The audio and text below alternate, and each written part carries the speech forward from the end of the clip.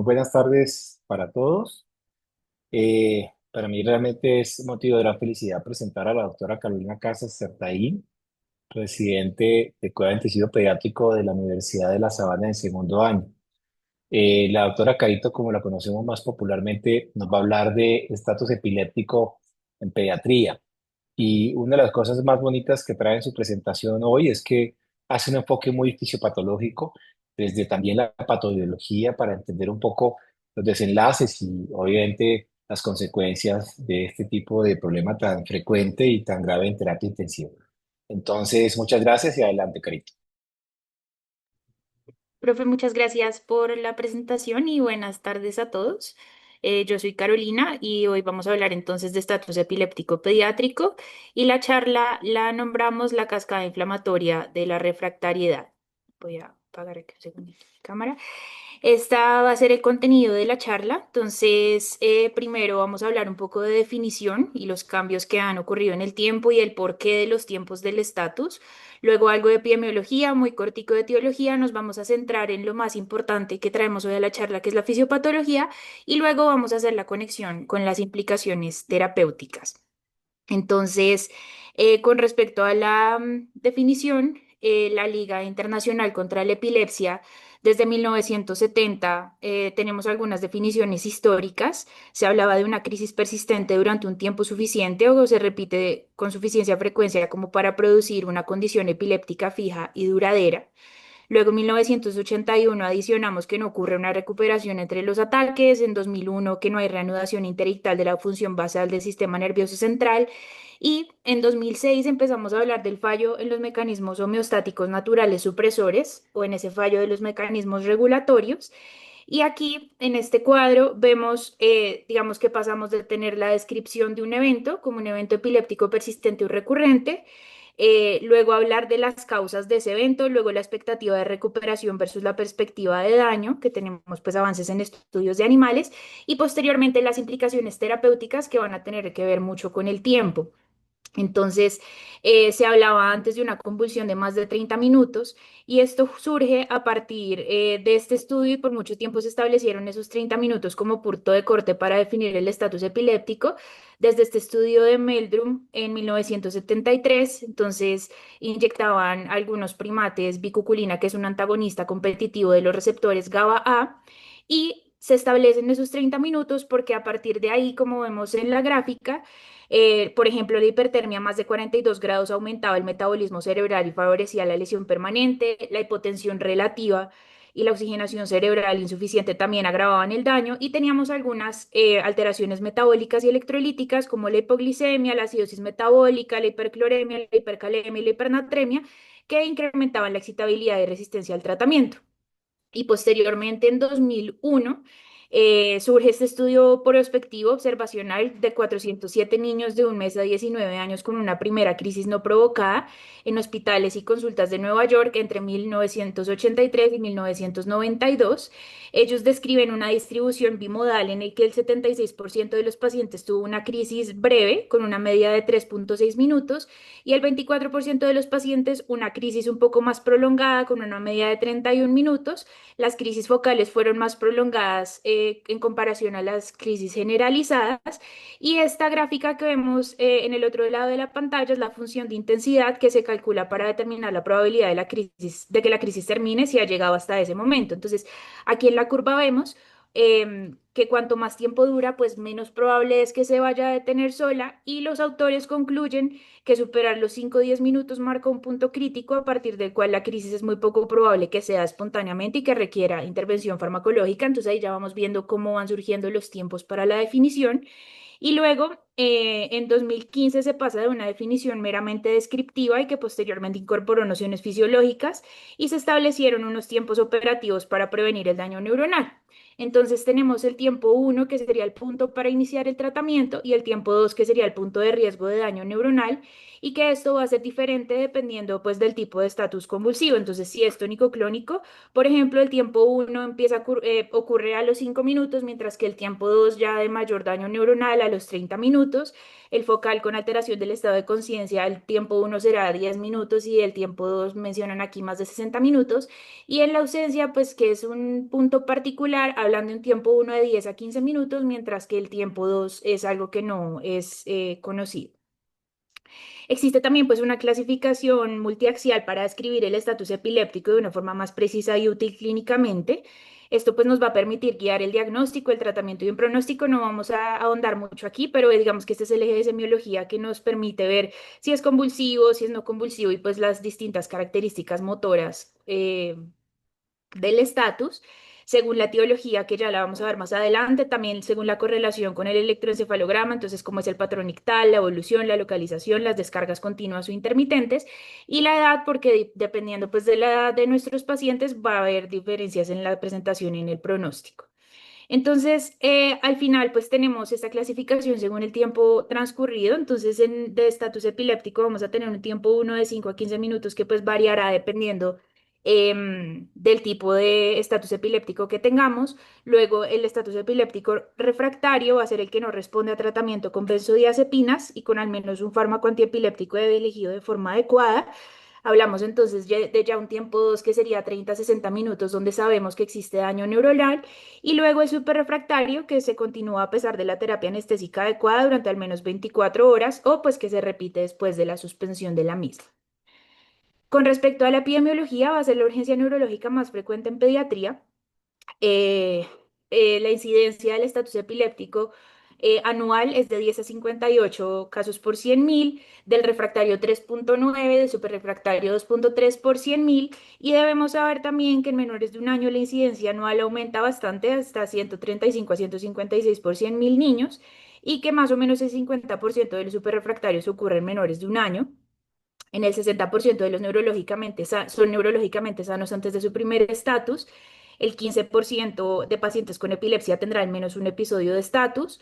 El 12% de pacientes con epilepsia tendrá un estatus como primera manifestación y el 17% de pacientes tendrá un segundo episodio en los 12 meses siguientes, pues al episodio previo. Pacientes que están en mayor riesgo con etiologías sintomáticas remotas como lesiones previas del sistema nervioso central, malformaciones del desarrollo cortical, malformaciones vasculares sin hemorragia aguda, secuelas de accidente cerebrovascular, todas las lesiones hipóxico-isquémicas y las enfermedades neurológicas progresivas como las neurodegenerativas y metabolopatías progresivas y también los factores asociados en epilepsia sintomática. Por ejemplo, pacientes que tengan alteraciones focales en el electroencefalograma, crisis focales con generalización secundaria, o un estatus convulsivo como debut de epilepsia. Con respecto a la etiología, aquí hay, digamos, una de las distribuciones y clasificaciones que uno encuentra. Entonces, en primer lugar, y con un 33%, está el sintomático remoto, que es el que ocurre sin daño agudo en un paciente con historia previa de patología del sistema nervioso central, como las que ya mencionamos. El sintomático agudo, que es el 26%, durante una enfermedad aguda que afecta el sistema nervioso central, bien puede ser infeccioso, meningitis, encefalitis, por causas metabólicas, por tóxicos, por trauma, por accidente cerebrovascular y esta va a ser mayor en lactantes y preescolares. El que tiene pues una etiología febril hasta en el 22% en menos de 5 años. La encefalopatía progresiva, que ocurre en un paciente, por ejemplo, con patologías degenerativas del sistema nervioso central, enfermedades mitocondriales, de almacenamiento de lípidos, e idiopático también hasta en el 15% y ocurre más en mayores de 4 años. Esta es una experiencia nacional, que es un estudio que se realizó en Medellín, en el Hospital San Vicente, 234 pacientes con 348 eventos, una media de edad de 3,2 años, el 50% tenía antecedente de epilepsia y el 28,7% antecedente de estatus. De aquí sencillamente para mostrar que en los niños mayores de un mes a menores de 3 años fue el 53,1% de toda la población, que el 60,6% tuvieron un estatus epiléptico febril y que tuvieron una recurrencia del 33%. Y algunos otros datos, entonces se describe una mortalidad en menos de 30 días de 3 a 9% y a largo plazo hasta 40%, muchas veces pues por las secuelas, por las hospitalizaciones frecuentes. Acá este dato interesante que el costo realmente aumenta entre un estatus epiléptico y un estatus epiléptico refractario. Aquí pues vemos los valores y realmente existe una diferencia significativa y las secuelas neurológicas ocurren hasta el 15% de los sobrevivientes. con déficit neurológicos focales, síndromes extrapiramidales, síndrome cerebeloso, diplejía, también déficit cognitivo, alteraciones conductuales y pues el riesgo de epilepsia a los 2 años después del primer estatus convulsivo va del 25 al 40% de los niños. Entonces ya teniendo todos estos valores e información en la cabeza, vamos a empezar a hablar de la fisiopatología. Entonces, pues este es nuestro punto de partida. Tenemos entonces el lugar donde ocurre pues la sinapsis y vamos a tener una actividad convulsiva en curso y una descarga neuronal repetitiva y lo que usualmente leemos es que existen unos cambios sinápticos tempranos que ocurren de segundos a minutos, donde empieza a existir endocitosis de los receptores GABA, disminuyen el número de receptores inhibitorios, disminuye el freno y aumentan los receptores excitatorios. También entonces va a haber disminución de los péptidos inhibitorios y aumento de los péptidos excitatorios, fallan los inhibitorios, aumentan los excitatorios y pues tenemos el estatus. Pero sí, realmente esto es muchísimo más complejo y es una interacción de muchos más, digamos, factores que vamos a mencionar uno por uno durante la charla. Aquí rápidamente, entonces vemos un vaso sanguíneo, cómo va a ser su interacción con el astrocito, el espacio extracelular y la membrana posináptica en la parte inferior de la pantalla. Generalmente el astrocito, digamos que va a limpiar ese glutamato y GABA, suministra lactato, controla los iones y el pH, y además de eso regula el flujo sanguíneo mediante prostaglandina D2 que la vemos aquí en cuanto a vasodilatación. La neurona, por otra parte, va a integrar las señales excitatorias e inhibitorias, ajustada pues por los distintos canales que ya vamos a hablar más adelante, y esta necesita mucho ATP, o sea, necesitamos la bomba sodio-potasio ATPasa trabajando todo el tiempo, y también pues el vaso va a proveer glucosa, oxígeno, recibe señales del astrocito para vasodilatar donde la actividad aumenta, y pues aquí están todos los receptores que están involucrados en esto.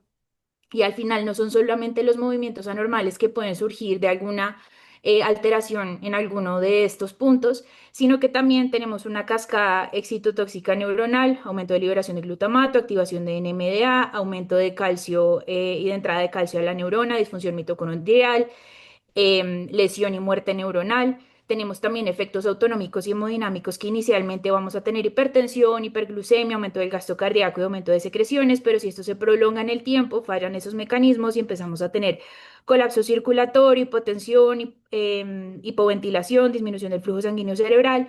Tenemos también alteraciones a nivel muscular por contracciones sostenidas, entonces aumento del lactato sérico, rhabdomiólisis y digamos que al final puede terminar volviéndose algo refractario por ese estímulo persistente o alguna alteración que se vuelva persistente y se prolongue en el tiempo. Como vamos a ver, existen algunos mecanismos inmunes que pueden causar eso y pues al final todo lo que tenemos con el estatus. Entonces, Em, en esta diapositiva, en el cuadro azul, vamos a tener los mecanismos que regulan o terminan esa actividad y en el cuadro rojo vamos a tener los que prolongan o mantienen la actividad. Entonces, en un cerebro normal, pues vamos a tener, digamos, un equilibrio entre estos dos, pero una balanza más inclinada hacia lo que inhibe. Entonces, tenemos la depresión de ATP y glutamato, la liberación de adenosina que facilita la salida del estado posictal, la bomba sodio-potasio ATPasa, que pues con un ATP disponible la bomba restaura gradientes, por ejemplo, de potasio, repolariza y rompe la sincronía patológica que vamos a tener.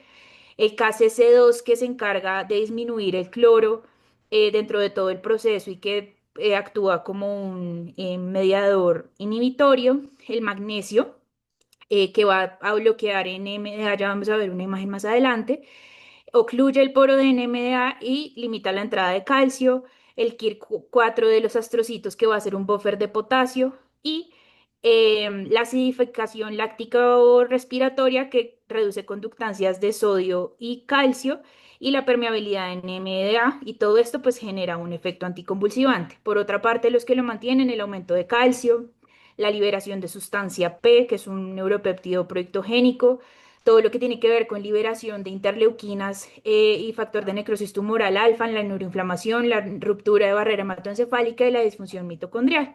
Entonces, cuando esta balanza se nos va hacia el otro lado, vamos a tener probablemente un estatus epiléptico y si esto se empieza a prolongar en el tiempo, pues probablemente vamos a tener los procesos de refractariedad. Entonces, vamos a empezar con los factores detonantes.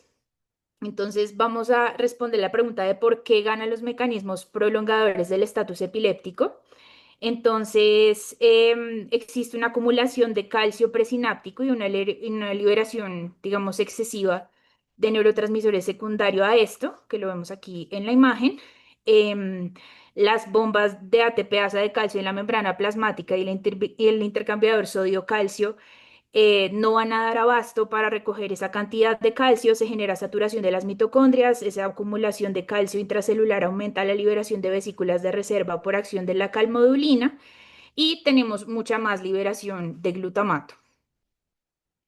Después de eso, entonces tenemos un aumento del potasio extracelular, eso hace que se disminuya el umbral y que se disminuya la fuerza impulsora del cotransportador potasio-cloro, que es este KCC2 que vemos aquí en amarillito. Eso hace que aumente el cloro y que GABA sea menos inhibitorio. Se va a acumular el cloro intracelular. Al abrirse GABA A, el flujo ya no hiperpolariza la neurona. Y además de la acción de potasio extracelular sobre este cotransportador, va a haber un desbalance fisiológico en los niños. Entonces, aquí tenemos en la imagen que están viendo en la pantalla un cerebro inmaduro donde predomina el cotransportador de sodio-potasio cloruro en comparación con el de potasio cloro. La activación de GABA, digamos que despolariza o genera un shunt siendo más un mecanismo de regulación parcial y es un mecanismo fisiológico que facilita programas de maduración en redes neuronales y en una neurona que es un poco más madura, o a medida que va madurando el cerebro, va a predominar el cotransportador que les mencioné previamente, que es el KCC2, y el aumento de la actividad de este reduce la concentración intracelular de cloro, se activa GABA A, se genera un influjo de cloro que hiperpolariza las neuronas maduras y digamos que ese umbral epileptogénico, pues al menos en este punto puede disminuir un poco. Por otra parte, en el astrocito, entonces vamos a tener estos factores inflamatorios y citoquinas y mucha activación glial que inducen regulación a la baja de KIRK4 y de los transportadores de glutamato que los vemos aquí en la imagen. Entonces, si tenemos alteración en este transportador de glutamato, pues disminuye la captación de glutamato. Y si tenemos alteración en este KIRK 4.1, que es el amortiguador del, pues el buffer del potasio, el astrocito no va a amortiguar el potasio extracelular y va a generar despolarización del astrocito. Entonces, estos fallan eh, y pues vamos a mantener una hiperexcitabilidad que va a ser mantenida en el tiempo. Aquí para hablar un poquito más de los astrocitos, entonces tenemos aquí una ruptura de la barrera hematoencefálica que permite el paso de albúmina del capilar al parénquima cerebral. La albúmina va a afectar estos acuaporina 4 y favorece la hinchazón astroglial y posiblemente el edema. Y el problema es que el KIRK 4.1, que sabemos que es el buffer del potasio, se coexpresa con acuaporina 4, entonces el transporte de potasio hasta el astrocito se va a volver ineficiente, se acumula potasio extracelular y aumenta la excitabilidad neuronal y pues esto va a prolongar lo que ya hablamos previamente. Y también la hinchazón astroglial incrementa las corrientes de calcio intracelular, modificando la gliotransmisión. Terminamos entonces con mucha más excitotoxicidad aquí, disminución de todos los factores que habíamos hablado que eran más inhibitorios. Y aquí ya vemos entonces un mayor proceso inflamatorio ocurriendo, disminuye la recaptación de glutamato por menor expresión de los transportadores. Además de eso, por ejemplo, la interleuquina 1 beta activa unos mediadores que inhiben la glutamina sintetasa, reduciendo la conversión de glutamato a glutamina. Se compromete el transporte de glutamina hacia la neurona, esto desregula la formación y liberación neuronal de glutamato. El exceso de glutamato también promueve los receptores AMPA y NMDA, generando toda la excitotoxicidad y además hiperexcitabilidad de las neuronas. Y la activación del interferón alfa, del factor de necrosis tumoral alfa en la membrana capilar eleva la endotelina 1 y su receptor va a hacer que aumente el óxido nítrico y pues que contribuya mucho más a la disrupción de la barrera hematoencefálica y se prolongue todo el daño. Después de todo esto, entonces, ¿cuáles son las consecuencias en los receptores de GABA? En condiciones normales, los receptores de GABA en la membrana de la neurona postsináptica se van a mantener estables gracias a que ciertas proteínas los fosforilan. Entonces, aquí tenemos la proteína quinasa C. Pues en el estado normal, esta fosforilación va a actuar como una señal de anclaje, evitando que el receptor sea retirado de la membrana. Pero en estatus ocurre lo contrario, entonces se reduce la actividad de esta proteína quinasa, lo que lleva a menos fosforilación de un sitio clave del receptor, que es exactamente la subunidad B3 que vemos en azul en la pantalla, y a la vez se aumenta la acción de una fosfatasa que quita pues estos fosfatos y aquí queda un sitio libre que va a ser el sitio de unión AP2 y hay un reclutamiento por AP2 hacia la clatrina, se forma este complejo AP2-clatrina que es el que favorece toda la endocitosis de los receptores GABA y luego pues los tenemos completamente internalizados dentro pues de la célula. Este es un modelo experimental, entonces eran unas rebanadas hipocampales en ratas con estatus epiléptico inducido por litio pilocarpina por 1 hora. Y aquí lo que vemos es que se evidencia una disminución en los receptores sinápticos de GABA. Entonces en el control, que es el amarillo, vean cómo tenemos, pues pasa de 38 a 15, pero en el estatus epiléptico pasa de 20 a 6 y pues sí es bastante importante. Entonces, después de que ocurren estas cosas, además, tenemos mucho más aumento de la excitación glutamatérgica, los efectos del aumento del potasio extracelular y el calcio intracelular generan aumento de glutamato que disminuyen el umbral de excitación y además, pues esa disfunción de Kirk4, que recordemos que era el buffer de potasio que teníamos, genera activación de estas vías de RAS, RAF, MEC, ERK que resultan en una mayor expresión del factor neurotrófico derivado del cerebro. Este se une al receptor neuronal de la tirosinquinasa y potencia la exocitosis de glutamato. Se genera además un bucle positivo de liberación de glutamato. Aumenta el glutamato extracelular, hay más despolarización, peor buffer de potasio y pues mucho más y se genera pues como un círculo vicioso alrededor de todo esto.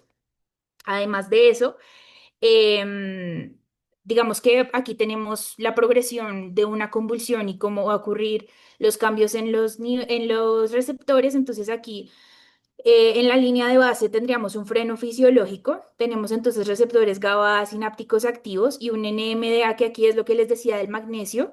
Entonces este es el NMDA en morado y el magnesio está, digamos, bloqueando ese receptor a su potencial de reposo sin una entrada relevante de calcio. Entonces la excitación está contenida a medida que va progresando todo pues el estatus. Existe una despolarización inicial que retira ese magnesio del canal NMDA, entra calcio en la neurona postsináptica. Ese aumento de calcio empieza a causar todo lo que hemos hablado de la endocitosis de GABA y aumento de la expresión superficial de NMDA. Y aquí ya vemos como la activación de NMDA y de calcio por vía de la calmodulina que aquí está la calmodulina y genera fosforilación de los receptores AMPA, entonces aumentan la conductancia de sodio y además de eso genera salida de esos receptores AMPA guardados intracelularmente. Estos se activan directamente por glutamato sin ningún coagonista y tenemos entonces por una parte, una activación directa que es rápida y una transmisión rápida y los NMDA que requieren glicina o de serina están bloqueados por magnesio y pues tenemos, digamos, una transmisión excitatoria que es lenta, pero igual ya tenemos aquí dos mecanismos en curso. Tenemos entonces algunos neuropéptidos inhibitorios y unos neuropéptidos excitatorios. Los inhibitorios, entonces tenemos la somatostatina, que inhibe la entrada de calcio presináptico y la exocitosis de glutamato y aumenta la conductancia de potasio. El neuropéptido Y, que inhibe la entrada de calcio y disminuye la liberación de glutamato en terminales de neuronas principales. La dinorfina, que activa receptores opioide kappa y reduce pues la transmisión excitatoria. Y la galanina, que disminuye la exocitosis de glutamato vía receptores GAL-R1. Por otra parte, los excitatorios principales, la sustancia P, aumenta calcio y potencia NMDA y la neuroquinina B que moviliza receptores NMDA de reserva y aumenta la liberación espontánea de glutamato vía receptor de neuroquinina 3. Entonces, aquí tenemos como este esquema tradicional de la fisiopatología del estatus. Entonces, tenemos unos canales iónicos y receptores alterados, sinaptogénesis excitatoria reactiva, redes perineuronales GABAérgicas reducidas. En el astrocito tenemos aumento de la liberación de glutamato, disminución de la recaptación, tenemos la disminución de estos buffer, de las acuaporinas, de las conexinas, disminución de la glutamina sintetasa, aumento de la adenosina quinasa y el resultado, pues una transmisión sináptica alterada, hiperexcitabilidad y excitotoxicidad. Pero ahora vamos a hablar un poco más de lo que ocurre con mediadores inflamatorios quimiosinas, complemento, prostaglandinas que actúan con efectos transcripcionales y posttraduccionales y convergen en las mismas disfunciones neuronales y astrocitarias del modelo clásico. Y vamos a hablar de la inmunoactivación, que va a ser el primer golpe que inicia y que además puede amplificar estos cambios, y pues cómo va a ser importante la neuroinflamación y la disrupción de la barrera hematoencefálica. Entonces, existe un disparo inicial que ocurre en minutos y esa hiperactividad por sí sola es suficiente para liberar patrones asociados a daño, desde neuronas y la glía, o si el contexto es infeccioso, pues también tenemos patrones asociados a patógenos y mediadores que son preexistentes, que los vemos acá. Tenemos también ATP y algunas otras cosas. Luego, entonces, esto es detectado por células presentadoras de antígeno y toll-like receptors que tenemos en microglía, en astrocitos. Las neuronas pues van a expresar estos receptores purinérgicos y la activación de estas células media la activación de inflamosomas en el citoplasma. El inflamosoma activa la caspasa 1, hay una oleada de citoquinas, aumenta COX-2, suben las interleuquinas, el factor de necrosis tumoral, COX-2 en las neuronas, y pues esto termina causando toda la neuroinflamación que ocurre en todas las células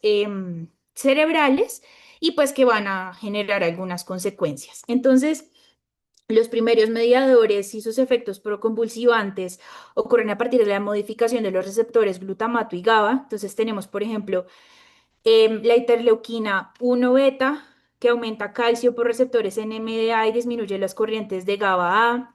El factor de necrosis tumoral alfa, que aumenta la exocitosis de receptores AMPA y endocitosis de GABA A, que los vemos aquí en la imagen. El HMGB1, que es el High Mobility Group, los receptores NMDA y digamos que todos los factores de crecimiento beta que son activados por albúmina en el astrocito generan una sinaptogénesis excitatoria, aumento de respuesta de NMDA y disminución de KIRK4. Por otra parte, existe una activación endotelial y una disminución de la barrera hematoencefálica. Eh, entonces, aquí a este nivel, pues tenemos una amplia activación endotelial. El factor de necrosis tumoral alfa activa el endotelio, aumenta la permeabilidad y el edema vasogénico, que lo empezamos a ver aquí en la parte superior de la imagen. Todos los mediadores inflamatorios van a terminar aumentando la permeabilidad de la barrera y abren la vía a más mediadores y células periféricas que van a llegar aquí, pues a los lugares donde estamos haciendo sinapsis. Las metaloproteinasas de la matriz degradan la lámina basal y además de eso dañan las proteínas de uniones estrechas. Hay liberación de endotelina 1 en el endotelio y en las neuronas, digamos que se activa también estos complejos de óxido nítrico. Se rompe mucho más la barrera hemato- hematoencefálica, la albúmina entra al parénquima y es captada por astrocitos. Esto todo genera un programa proepiléptico con una sinapsis excitatoria, disminución de buffer de potasio y al final tenemos ese edema vasogénico que aumenta mucho más la permeabilidad de albúmina en leucocitos, la presencia de albúmina intraparenquimatosa se une al receptor de astrocitos y disminuye KIR4, la infiltración inmune además, esa entrada de células inmunes y propagación de mediadores inflamatorios, pues va a amplificar todo el proceso, la hiperexcitabilidad y la carga osmótica de potasio y el ingreso de potasio vascular y proteínas extracelulares, pues alteran toda la homeostasis osmótica. Aquí está todo lo que tiene que ver con la amplificación y la quimiotaxis. Entonces, esto todo se va a prolongar en el tiempo. Tenemos también procesos de angiogénesis defectuosa y esto al final pues termina causando lesiones neuronales, plasticidad proepiléptica y pues mucha mayor migración de todos los complejos inmunológicos. Al final terminamos entonces con estrés oxidativo y disfunción mitocondrial. Tenemos un disparo inicial que va a ser pues el NMDA con una hiperexcitación que abre esos receptores, aumenta la entrada de calcio, se activa en todas las vías del óxido nítrico.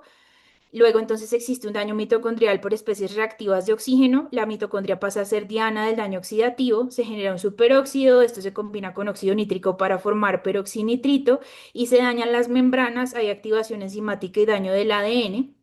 Y estos procesos, sumados a la sobrecarga de calcio y el exceso de especies reactivas de oxígeno en la mitocondria, abren estos poros transicionales mitocondriales y llevan a necrosis programada, a daño en el ADN, a inactivación de enzimas, a peroxidación de lípidos y esto pues mucho más neuroinflamación.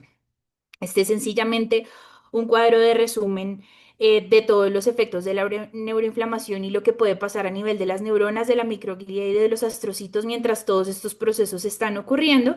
Aquí solamente haría falta la parte mitocondrial de la necrosis neuronal mediada por estos poros que ya les había contado.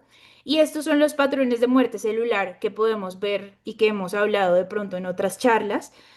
El estatus epiléptico se empeora por activación de la muerte celular programada y al entender y de pronto poder modular estas vías puede abrir terapias nuevas. Entonces hay vías de apoptosis, tenemos entonces la vía extrínseca, el estrés del retículo endoplásmico, todo el estrés mitocondrial, liberación de citocromo C, se muestra sobrecarga de calcio y pues lleva esto a apoptosis. Incluso hay unos estudios en animales que han tratado, digamos, como de apuntar a disminuir esta muerte celular y hablan de dexmedetomidina, de metformina, de dantroleno, liraglutide, bueno, y otros medicamentos que están en estudio que pudieran apuntar, pero solamente tenemos estudios en animales. La necroptosis, por otra parte, entonces hay activación de complejos, aumento de marcadores inflamatorios y pues que también podemos ver este patrón. La piroptosis, a partir pues del inflamosoma y luego cómo se lleva a la muerte celular. Y por último, pues la acumulación de hierro, distintas reacciones intracelulares y luego pues la ferroptosis. Entonces, teniendo esto ya en mente, vamos a hacer la conexión con las implicaciones terapéuticas y tal vez mientras hacía esta charla veía que uno encuentra siempre muchos cuadritos que de pronto le hablan a uno del esquema en el que debe realizar todas las intervenciones terapéuticas, pero aquí se los trajimos un poco más fisiológico y fisiopatológico, entonces de milisegundos a segundos vamos a tener fosforilación de proteínas, alteración de canales iónicos, cambios en neuromoduladores, probablemente en este punto y por esta razón es que en este momento todavía nos va a servir GABA o la transmisión de GABA, utilizamos benzodiazepinas, barbitúricos, hay otros GABAérgicos como el propofol y también le apuntamos a canales iónicos de sodio, potasio y calcio, como por ejemplo el bloqueo de sodio por la fenitoína, la glucosamida, pues que no usamos tanto en agudo, carbamazepina, la motrigina. eh, los que tienen que ver con el potasio, pues que están retiradas del mercado y no se usan en estatus, pero en la literatura mencionaban retigabina, bueno, y entre otros de segundos a minutos, entonces ya empezamos a tener tráfico de receptores, perdón, alteración en receptores y disminución y disfunción de la barrera hematoencefálica.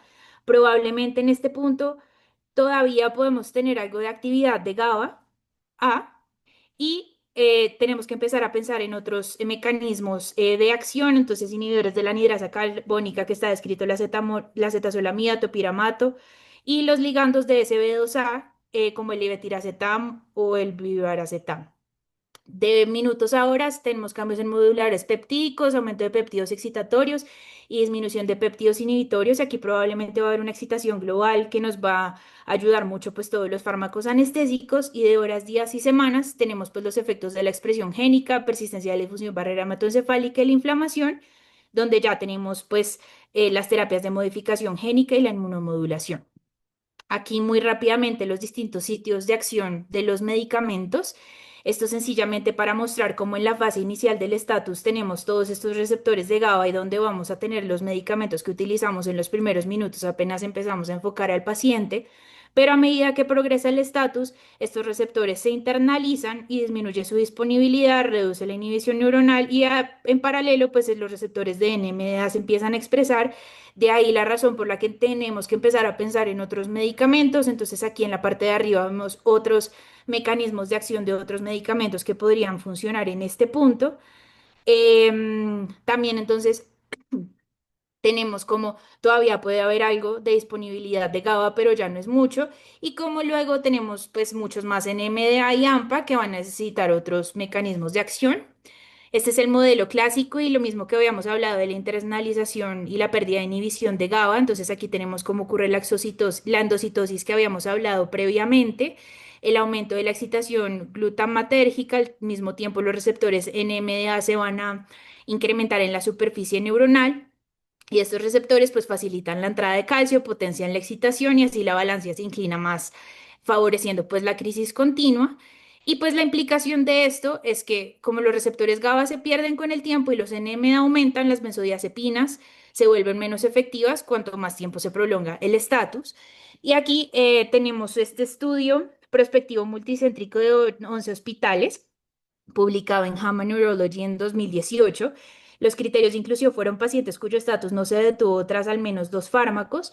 Estos son los OR ajustados, digamos, de algunas cosas que ellos encontraron, ajustado a variables confusoras como edad, etiología y otros factores que eran estadísticamente significativos.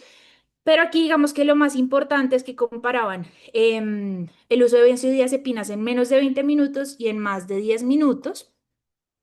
Y definitivamente en cuanto a la mortalidad, que es el primer cuadro, a los 7 pacientes que fallecieron antes de la alta hospitalaria, pues recibieron benzodiazepinas después de los 10 minutos y la necesidad de infusión continua. Entonces, de los 112 pacientes que necesitaron tratamiento con infusión continua, el 80% recibieron benzodiazepinas en más de 10 minutos. Es decir, el tiempo es importante. Este es otro estudio que habla de ketamina, que fue una revisión sistemática y metaanálisis de 6 estudios.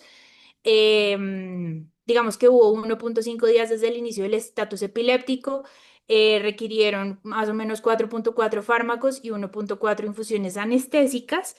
Y aquí lo que les queríamos mostrar era que el 51% cesó con la adición de ketamina, que pues esto tiene que ver con todo lo que hemos visto previamente.